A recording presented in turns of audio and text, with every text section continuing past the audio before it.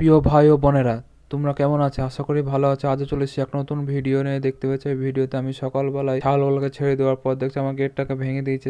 কাল আগের ভিডিওতেও দেখেছো এই গেটটাকে আর ঠিক করা হয়নি, ঠিক করতে হবে। দেখো মুরগিগুলোকে বড়গুলোকে ছেড়ে দেবো, তারপরে দেখো তার মাঝারিগুলোকে ছেড়ে দেবো, তারপরে ছোটগুলোকে ছেড়ে দেবো। সব একসাথে কেমন উড়ে চলে যাবে। দেখো সকালবেলা টাইমটা বেলা করে ছাড়ার জন্য ওদের একটু কত তাড়াহুড়ো, দেখো ওরা বেরোনোর জন্য। এই মুরগি পশু পাখি জিনিসটা ওরা বিকাল বিকাল ওরা সন্ধ্যা সন্ধ্যা ওরা যেমন বাসায় ফিরে যায়, ভোর ভোর ওরা যেন বাসা থেকে বেরোনোর চেষ্টা করে। দেখবা পশু পাখি যেমন পাখিগুলা দেখবা গাছের ডালে ভোরবেলা উঠে ওরা চিমিচি করে। মুরগ যেমন ভোরবেলা 3টে সাড়ে 3টের দিকে আজান দেওয়ার আগে ঠিক যেন ওরা বুঝতে পারে। দেখবা তোমার ঠিক টাইমে যেন ওরা ডাকে, মানে ওই টাইমটা ওদের যেন আঁকাবাকি লেগে যায়। মুরগিগুলোকে ছেড়ে দেওয়ার পর দেখো মুরগিগুলোকে খাবার দিয়ে দেবো, চাল দিয়ে দেবো। চালে গমে আছে, আমি বেশিরভাগ মুরগিকে চালই খাওয়াই, কারণ অনেক অনেক জনে অনেক কিছু খাওয়ায়, ঠিকই আছে, সে তার অর্থ অনুযায়ী সে খাওয়াতে পারে। যার অর্থ কম বা বাজেট কম তারা মুরগিকে চাল খাইয়েও একটা ছোটখাটো একটা ফ্যামিলির মধ্যে মুরগি পোষা সম্ভব। তার কারণ হচ্ছে ফার্ম যারা করে তাদের ব্যাপারটা আলাদা, তারা আমি বলতে পারবো না তাদের, কারণ আমার কোনো অত অভিজ্ঞতা আমার নেই, আমি বলতে পারবো না। কিন্তু আমি যেহেতু মুরগি পুষি, যেহেতু 20-30টা করে মুরগি আমার বাড়িতে ইনশাল্লাহ আল্লাহ দোয়াতে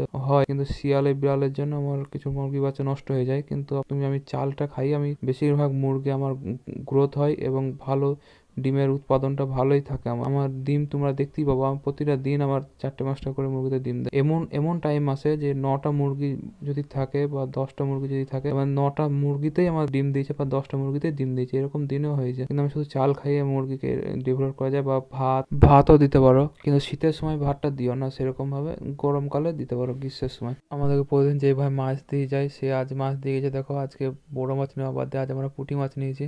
তো পুঁটি মাছটা বেছে একবারে বেশ ঝিকঝাক করে ধুয়ে টুয়ে মশলা টসলা মাখিয়ে মনে হচ্ছে যেন রান্না করা হয়ে গেছে, তাই মনে হচ্ছে, কিন্তু আদৌ রান্না করা হয়নি। তো গ্যাসে চাপিয়ে দিলাম, গ্যাসটা বাড়িয়ে দিলাম, দেখো এখানে চাপিয়ে দিয়েছি। পেঁয়াজ নুন হলুদ তেল দিয়ে সব মশলাকে মাখিয়ে দিয়ে ঢাকনা দিয়ে ঢেকে দিলাম। রান্না আমি জানি না, এটা মা করেছে, আমি শুধু ছিলাম পাশে, তাই একটু ভিডিও করলাম। আজ আমার দাড়ি ছাগলটাকে কেমন লাগছে বলো। দেখো গেঞ্জি ছিল শীতের সময়, তোমাদের যদি কোনো গেঞ্জি থাকে তো তোমরা এরকম ভাবে পরিয়ে দিতে পারো। সহজ পদ্ধতি, এর থেকে সহজ পদ্ধতি হয়। আমার প্রিয় ভাই ও বোনেরা, তোমরা সবাই একটু ভালো থাকবা, সুস্থ থাকবে, কারণ এখনকার যুগ জামানা খুব একটা ভালো না, একটু সতর্ক থাকবে।